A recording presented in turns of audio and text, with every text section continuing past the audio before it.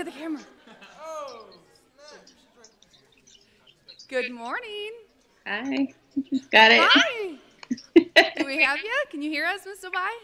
I can hear you. Oh, great.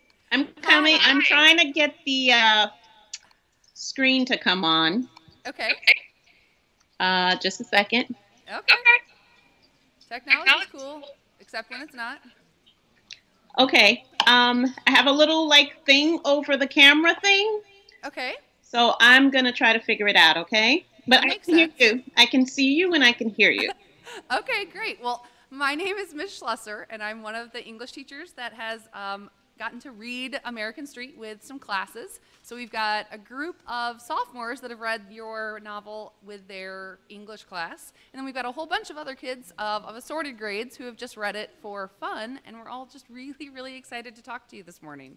I have already told my kids that they should just warn themselves. I've warned them that I'm just going to fangirl. I'm already like flushing. I'm really sweaty because I'm really excited to talk to you, but we're really looking forward to hearing what you've got to share with us this morning. Okay. Thank you. I'm just upset that you can't see me now. Can you hear me? We can hear you just fine, yep. All right, but you can't see me, huh? Can't see you yet. Just got a picture of you that we're looking at. So, I mean, we can pretend that we see you. And it's a picture that's always there. Yep. Hey, everybody. You guys say hi. Okay. So she can see us. She's just, we can't see her yet. Yeah. I'm going to try to figure it out. Okay, you can, maybe Curtis can send me a text and let me figure out, email. Any ideas, Curtis?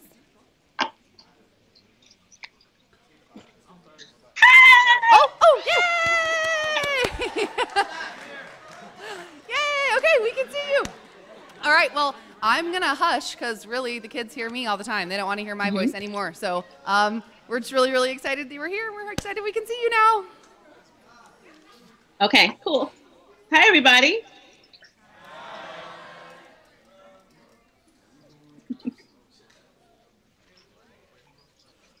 What you got for me? So everybody has read American Street? Hello. Hi. My name's Nico. I'm a sophomore in Miss Slush's first hour class. And my question is, why did you choose Detroit as a setting for American Street? That's a great question. I am not from Detroit, and I didn't move to Detroit from Haiti, but I moved to a neighborhood in New York City called Bushwick in Brooklyn. And Bushwick, Brooklyn at the time was described as resembling a war zone. A lot of the buildings were burnt out. There were broken windows. A lot of buildings were abandoned because at that time, New York City was very poor, was not the New York City that you know now. It was just kind of a not a great place to live. And that's the first neighborhood I looked to. But Bushwick has changed so much. The house I grew up in is now worth $2 million. And it was nothing like that when I was growing up. So it's been it's been changed. It's been cleaned up. But Detroit looks like very much like New York City used to look. I did see Detroit now. There are not a lot of buildings, but the buildings that are there are very empty. Imagine seeing like a huge building that could probably house tens of thousands of people, but it's completely empty with no windows whatsoever. So I wanted to examine in this story what it means to come from one of the poorest countries in the Western Hemisphere, which is what the media describes Haiti as, to one of the poorest cities in the country. Detroit has been bankrupt before. And if you know anything about Detroit, it used to be Motor City. It used to be where a lot of our cars were domestic-made cars were manufactured. Ford Motor Company, General Motors, the Chrysler plant were all in Michigan and Detroit. But because these factories left, it left the city very poor. And I'm sure you've heard about what's going on with the water in Flint, Michigan. So these cities are very poor. So imagine leaving a poor country, thinking that you're going to find the American dream, and you come to a poor city. And it's not such a great dream after all. Thank you so much. That's a great question.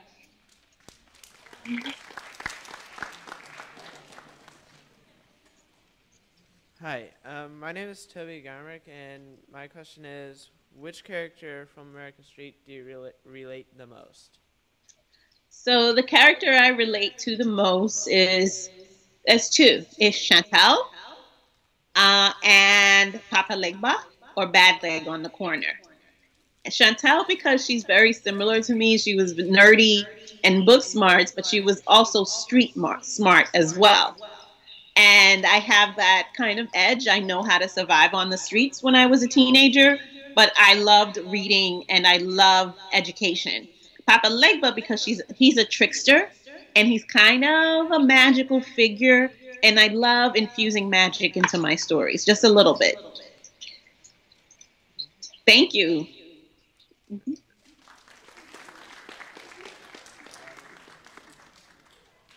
Hi, my name is Clayton McGrew, and I'm from Miss Chalmers' Sixth Hour. My question was there anything in the novel based on your own story or someone close to you's story? Yeah. I'm immigrant from Haiti. Even though I came when I was 4, Fabiola's coming when she's 16. I was not detained, but I was not. I went back to Haiti when I was 8 years old to on a vacation with my mom, and I was not allowed to come back to the United States. My mother had to move on without me, so it's kind of the opposite. So I know what it feels like to call a place home and want to like go back somewhere and not be allowed to go there. At that point, I felt more American than Haitian, and I wanted to go back home, and there were rules in place for me not to go back home. And I based it off of what was going on at the time too. There are people who were not born here, but they grew up here and they don't know anything else. They're very American. They sound like just like you and me, and they're being sent back home because of rules. Thank you. Thank you very much.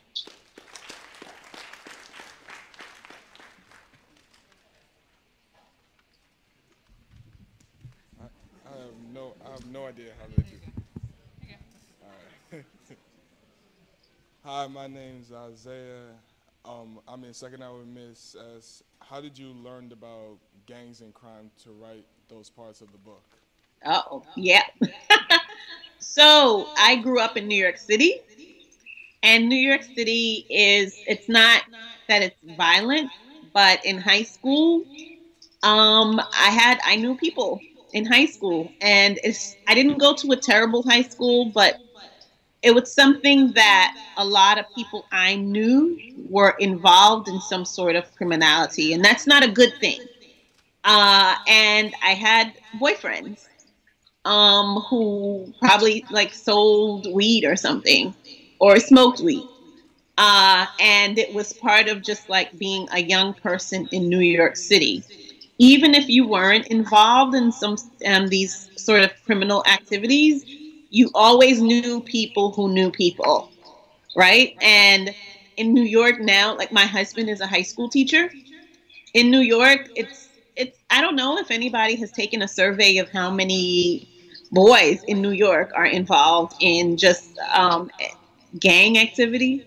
And the thing is, I don't like to call it gang activity all the time. Sometimes it's just young people trying to organize themselves and young people trying to find community and family. And unfortunately, depending on where they live, they want to find ways to support themselves. If you know the difference between Dre and Kasim, one of them has a troubled past and the other one doesn't, but they still know each other, right? Kasim lives in Detroit, and there was no way that he was not going to know a drug dealer and not get involved in some way. Because if that's the environment that you grow up in, you can't avoid it. So some people just don't have a choice sometimes, because if you're on a block and everybody's doing something illegal, it's going to be hard to be different. You have to try, but at the same time, it's going to be really, really hard to stand out and not do what anybody else is doing. So yeah, basically I knew people who who were into criminal behavior when I was in high school. Thank you for that question.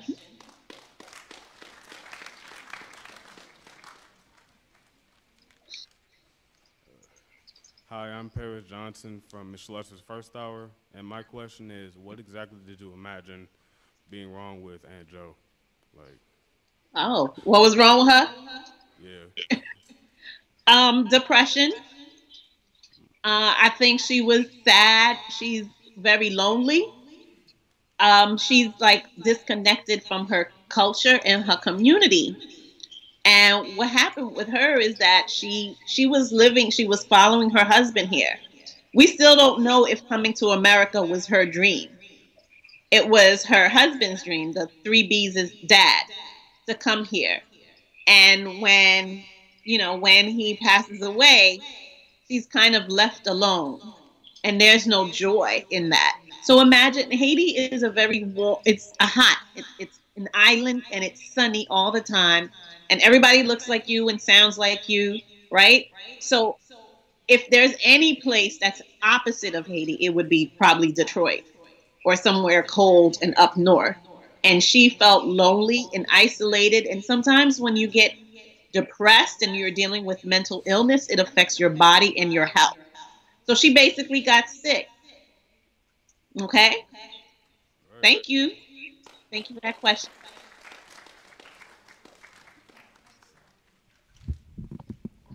Hi, I'm Tasha Ah. Thomas.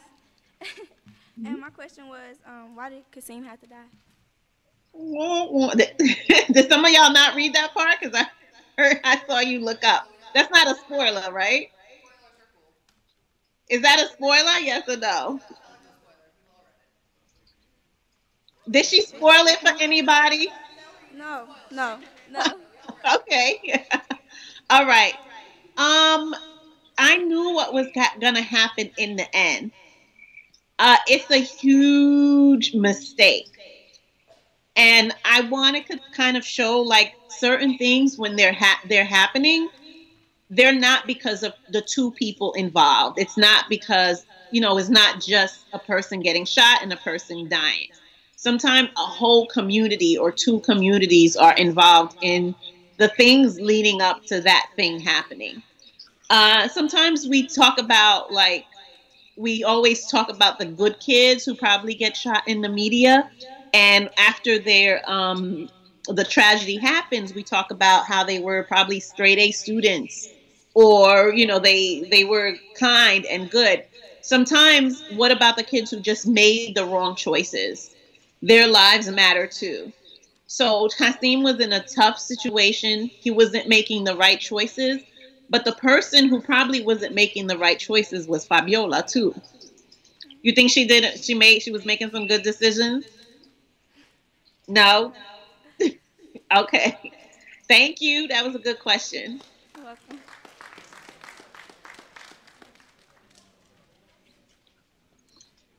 Hey, my name's Lucas from Mr. Sonny's Fifth Hour, and I would like to know how hard was it emotionally for you to write this book because of all the issues happening in America with immigration right now.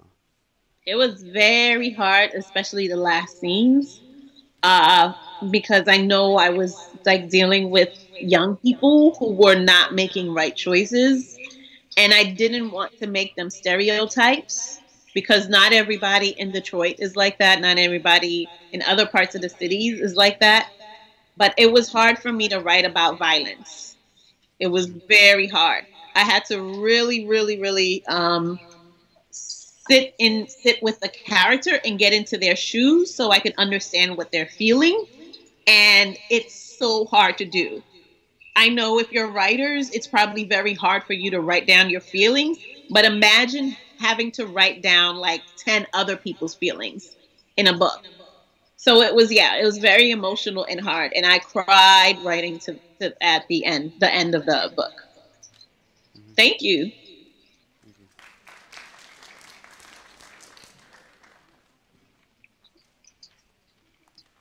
My name is Juno Joelbeck, and I'm from Miss S's First Hour. And my question is, what did you have to do in order to get American Street published? Oh, wow. I wrote for almost 20 years. That's a long time. So don't do the math. Basically, I was trying to submit my writing when I was about a senior in high school. And I wasn't trying to submit like a book, but I was working on my craft. I was writing poetry and I was writing news articles. So I was a journalist. And I had to keep practice writing, read other people's books, network, and meet editors and agents. So the first step is to work on my writing, write something that I think is good, research who the agents are. There are literary agents who help submit your work to publishers. You sometimes you cannot submit a work directly to a publisher. Once you sign with a literary agent, they help you revise the novel and then they start sending it out to publishing houses. And there are a lot of editors out there, but only 5 big publishers out there. So basically, yeah, work on the writing, meet an agent, get signed with a literary agent, and then they sell your novel to an editor and the publisher buys it. And then there's more editing. There's like about 10 processes of editing the book before it gets published. Thank you so much. Thank you.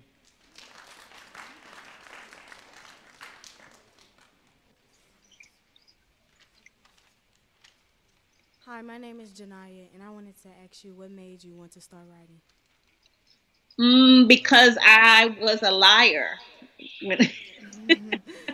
And no, I'm not, I'm kind of kidding, but I was always making up stories when I was a kid. If somebody asked me a question and it was like a yes or no answer, I would like add more stuff to it just to make it more exciting.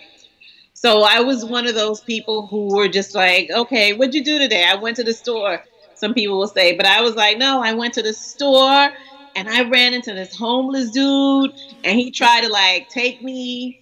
And then I had to go to another store. So I was always telling a story and embellishing stuff. And I'm not proud of it, but I loved hearing gossip when I was in high school. Do you know that the first form of storytelling is gossiping? So basically, it's not that you're like talking poorly about other people, but any story usually starts with, guess what happened to so and so? Guess what I heard? That's a form of storytelling. So I loved listening to other people's drama. I like writing it down.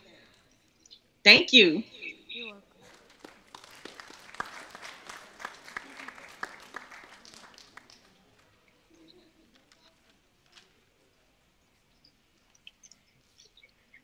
Uh, my name is Jahia Irvin, and when you were younger, what writers inspired you to become a writer? When I was younger, you know what? It was TV that inspired me to become a writer because I loved stories. But in high school, in college, it was a writer named Edwidge Dancat, who's Haitian, Octavia Butler, who writes science fiction and writes about the future and outer space sometimes. And right now, I'm inspired by other writers who write along with me, like Jason Reynolds, Jacqueline Woodson, Renee Watson. Those are my peers, and they also inspire me to write. Thank you.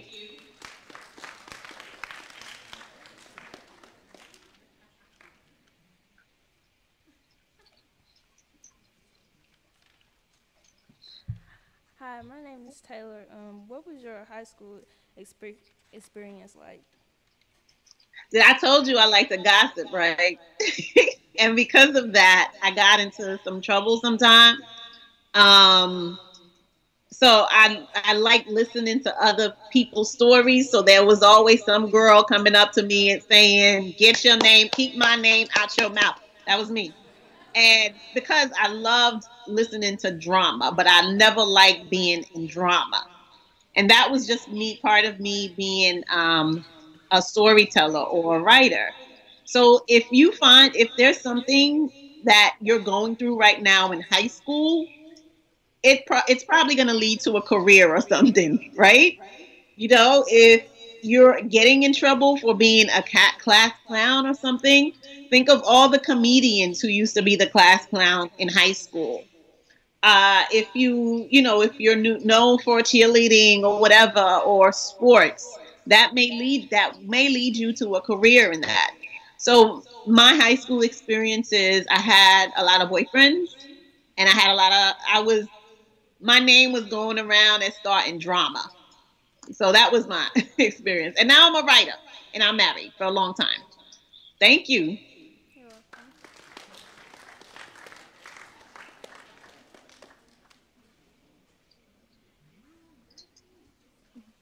My name is Miracle. I'm from,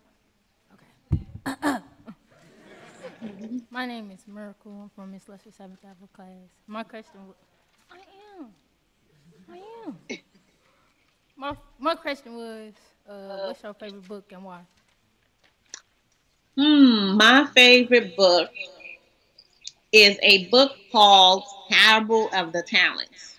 You could read it in high school. And it's about a girl who lives in the future. So it's the future is like 2020, but because it was written in like 30 years ago, but it's the future where America falls apart. People lose their jobs. There's a terrible president, and there's like a drug that a whole bunch of people get addicted to. And this girl, who's a teenager, has to bring her community together to save them. And I really love it because it talks about what happens if the world were to fall apart. Who would lead their community and keep them to safety? And in this situation, it's not a boy, it's not a grown up, it's a teenage girl who looks just like you. Thank you. So it's Parable of the Talents by Octavia Butler. Thank you.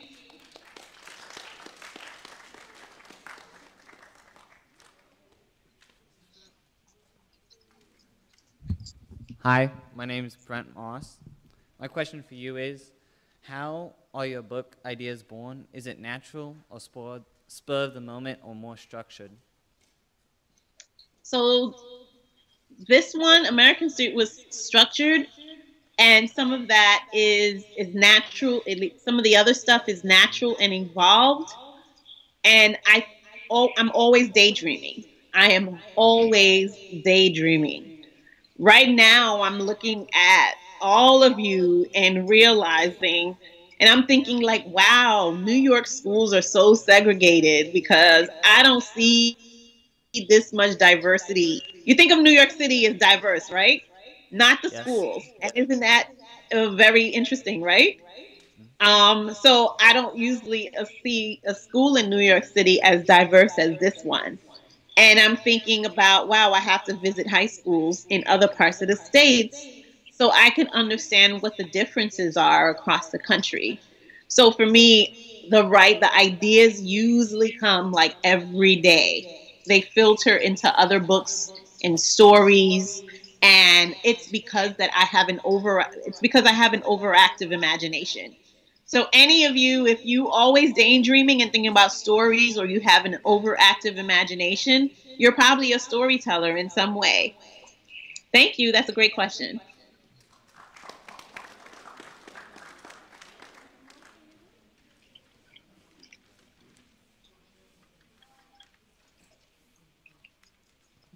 Hello. My name is Kendrick, and my question is, why did you decide to rewrite Pride and Prejudice? And can you tell us a little about what we can expect in that book? Oh, thank you. Did you see the cover? Yeah, I Yeah. seen it. Okay. I needed, because of what happens in the end of American Street, I wanted to write a love story where nobody dies, where none of the young people dies, where it's not tragic. There's like 2 curse words in the next book because I think I cursed enough in American Street for my whole entire career. But basically, I wanted to write a love story, but I didn't know what it would be about. I like to write politics into my love story, and when I say politics, I don't mean like what's going on with the presidency. The politics in Pride is gentrification, and gentrification is when what's happening all over New York City, where it's a mostly Black and Latino community, but things are getting more expensive and landlords are sprucing up their buildings and charging more rent. So people with more money are moving in. So I wanted to examine classism, where it's a poor girl who lives like in a one-bedroom apartment with her family, but the house across the street gets renovated and it looks like a mansion now.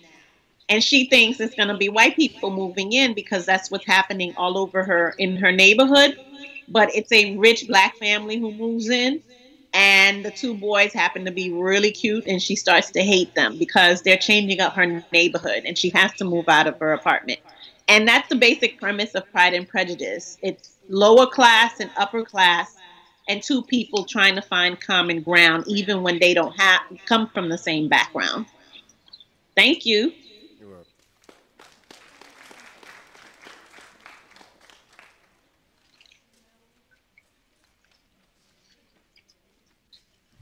Hi, my name is Khalil. Hi. Hi, my name is Khalil, and I'm from Miss Arsani's Fifth Hour. And my question is, if you weren't a writer, what job would you want? If I wasn't a writer, what job would I have? Yes. I would be a professor. I would be teaching literature because I love books and I love teaching. So I was on that path to becoming a professor. I would have gotten a PhD in English literature. Thank you.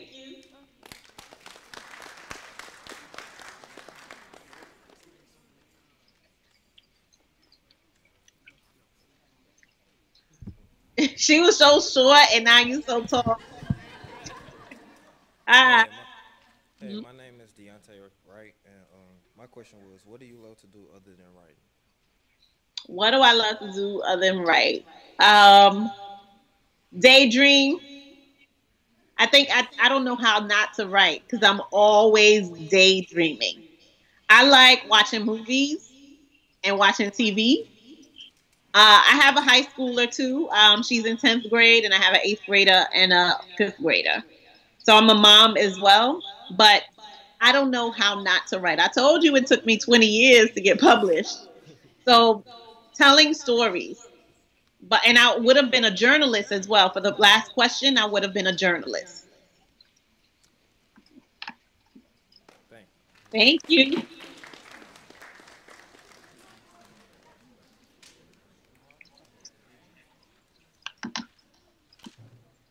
Hey, my name Jordan. My question was, why do you choose to always assign a certain color to wear based on the day of the week? Oh, what's today? Thursday, I'm wearing purple. I love mythology. And if you know what mythology is, not just Greek or Roman mythology. There was one time I found out that the days of the week are named after gods, Norse gods, Nordic gods, or Roman or Greek gods. So today is Thursday. So I'm gonna see Infinity War tomorrow. This day is named after a certain god who's also part of the Avengers. Who you think that is? Who? Think of the name. Who? Thor. Thor. Yeah. Yeah. Today is Thor's Day. It really is. His name is Thursday, Thor's Day. Thor is like Jupiter, the god Jupiter. And these gods are named after royalty. So when you think of kings and queens, you think of royalty, right? So today is purple. I just like the symbolism and it keeps me really colorful. So I don't know. It's just like a quirk in my brain, right? I'm a writer and I'm an artist, and it just keeps me very organized. And it's fun too. Thank you. Did you know that? Did you know that about Thursday? Did any of you know that about Thursday? Thor's Day. Few people. Yeah. Hi. I'm an English teacher here, and I follow you on Twitter.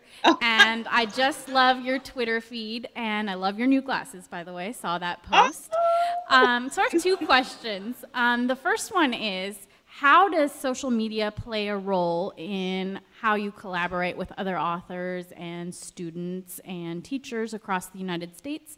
And my second question is, my class listened to the audio of American Street. And by the way, they said it was their favorite book all year long. And we also read Jason Reynolds, and so that's high praise. So I was wondering, do you have anything to do with the audio reader selection process, or is that something that your publisher takes care of? Oh, that's a great question. Wait, you asked about social media too, is that? Yeah, and social media, sorry. Let me answer audio book. There are not a lot of audio book narrators for people of color. Usually audiobook narrators are actors and they have an acting background. So if you're an actor and you're not getting like, some acting gigs, audiobook narration is a good gig to get into. And what I'm usually given is like options. Here are the audio book narrators we're looking into, and I'm giving samples of their work, and they actually have to audition. So they have to audition with like somebody who directs. So they get directed like a real actor, and it takes several days to read it. So I don't know who the narrators are. They just tell me, and I do pick who my first, second, third choice is, and they try to get me my first choice. So Robin Miles did American Street, and because she can do like a kind of like a French type accent, Fabiola does have an accent.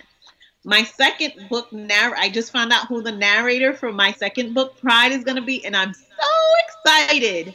So yep, I'm really excited. Is it a secret? Yes, it is, and you'll find it if you follow on social media. Next couple of months, they'll probably share that, and I hope she ends up doing it. You'll remember I said that when you see it. Oh yeah, I will. And with social media is very hard because I love talking about very important stuff, and sometimes I feel like nobody cares about this stuff. Oh no, I think they do. Oh, okay, good. Sometimes I want to talk about what it's like to be a mom of teenagers and to write. And my daughter, my high schooler reads my book, and I'm like, I'm writing this. It doesn't mean that it's okay. Good distinction to make, I think. That, you don't have to, I think I know too much as a writer. Cool. Yeah, but I don't know. Sometimes I like to spend more time writing, and social media can be so incredibly distracting and stressful. So that's why I like writing about things I care about. Thank you. Thank you. Well, Ms. Zoboi, I think those are the only questions that we've got prepared for you, but we are celebrating today our reading celebration. We challenge our kids to read 1 million pages of pleasure reading, and so the freshman, sophomore, junior classes all reached that goal this year. And so in our English classes today, we're just kind of having a chill day. Normally we make them work really, really hard, but today we try to be nice. So do you have any... Did you say 1 million pages? Yep. Okay. The freshman class read 1 million pages. The sophomore class read over. So they all reached that goal and exceeded it. But do you have any advice for us on our reading celebration day for all of these young people going out into a world that is increasingly complex? How can they stay inspired? How can they continue to read and write and grow as people after they leave our walls? That's a great question. Sometimes I realize that there are people who read my books or read, and they could just read it's easy to read the words on the page. I think you have to always dig deeper, always ask questions, always really, really, really challenge other people and their ideas, and even your teachers. I don't know what kind of school that is, but you could be like, Miss So-and-so, I don't know. My students like to challenge me a lot. It's one of their very favorite things to do. With critical thinking. I think the best question you could ask right now with high schoolers is, and it's probably the best question like toddlers ask too, is why? Why does this have to be that way? Why are we told to do this? Why? And it doesn't mean that you physically challenge something, but you think about it. Why is it structured so? How did this come to be? Right? And question your environment. How is it that, things have changed the way they have? And I'm looking at you, I'm like, how is it that, how is it that it's so diverse here, but New York has so much different people and the schools are segregated? Why is that? Why is that? And it doesn't mean I'm getting angry about it or emotional. That'll lead me to like Google education in New York. It'll lead me to Google, Brown versus Topeka, Kansas, that famous desegregation rule of 1954. And then I was just at Little Rock Central High School in Arkansas, where the big, where they were trying to desegregate that school. And it'll lead to some sort of idea. I'm like, I'm learning something new, so I have to write something about it. So I think asking why, observing and looking at your surroundings, and then creating something to answer that question in your own way. My daughter's a dancer, so when she asks a why question, she creates something to answer that question. She creates a dance. She creates a new song, a new rhyme, poetry, in your fashion. There's so many ways to ask questions and answer questions. That's fantastic. Thank you. Thank you. I have kids barking at me from behind, actually, with a couple of additional questions. So I kind of lied when I said we were out of questions. So if you still have a few moments, we have a little bit more for you. No problem. Thank you. Great. Hi, my name's Ziashe, and I wanted to ask you, do you think that the 3Bs are like facets of your own personality? Because when you said that you were most like Chantel, I wasn't expecting that at all. Probably because I couldn't write them if they were a little bit, but sometimes no. I think writing is acting. There are probably some 3Bs that I don't like. There's one of them I don't like, and it's probably like I could really write her very well. I don't like the choices Donna makes, and she's not me at all. So I can probably get into her head because she's not like me.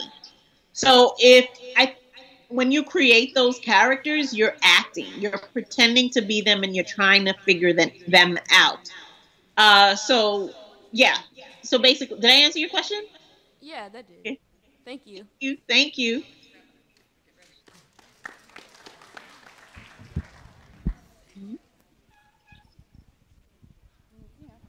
It's a big room. Okay, cool. Hi. Oh, I see all those people in the back. Hi. Hey, my name is Bria. When are you gonna make a movie? Ooh. So listen. Okay. So I've been told, this is a secret, right? I've been told that it's being treated for a Netflix series or TV series. Like. And do you hear the kids gasping in the audience? You just laid a bomb on the kids. Oh, don't go and share that on social media. What happens is there's so much happening in American Street. It takes so much longer to create a TV series than it does a movie. How long is a movie? Like an hour. Yeah, an hour, 2 hours, an hour and a half to 2 hours. It's a movie, and sometimes the book comes out last year and there's a movie coming out in 2 years, so that takes shorter because you're only writing 2 hours.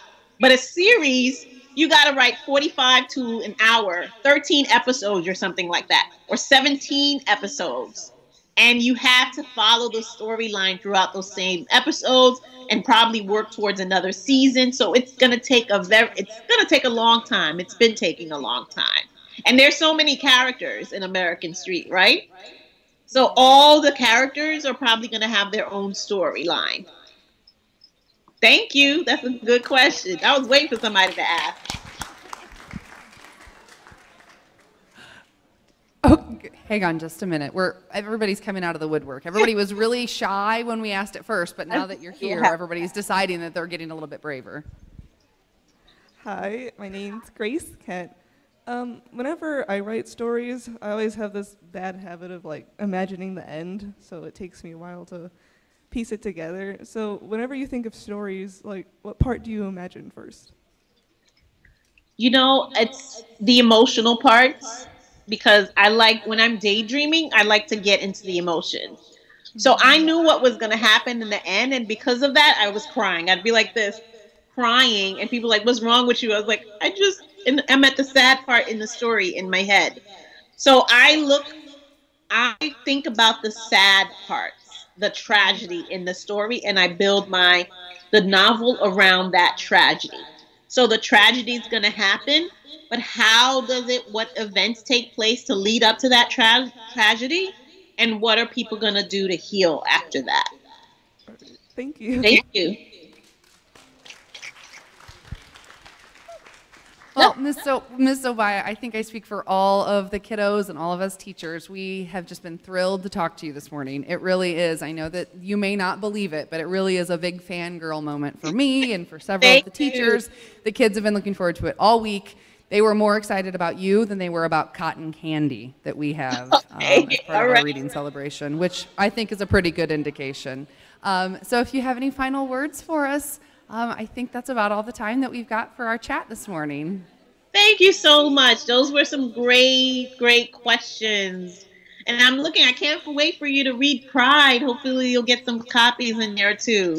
It is very different, but it's still some similar things. Maybe you can compare and contrast. We can't wait. Looking very forward to it. Thank you so much for taking the time to chat with us. It's been incredible. Bye, everybody. Bye.